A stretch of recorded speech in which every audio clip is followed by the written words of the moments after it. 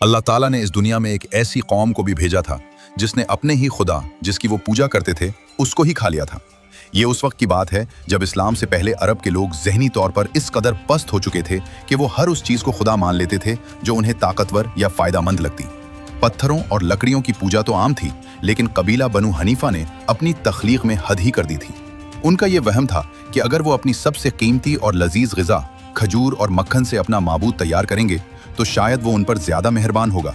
उन्होंने बेहतरीन किस्म की खजूरों को पेश कर उसमें खालिस मक्खन, पनीर और आटा मिलाकर एक हलवा नुमा पेस्ट तैयार किया और उसे तराश कर बुत की शक्ल दे दी।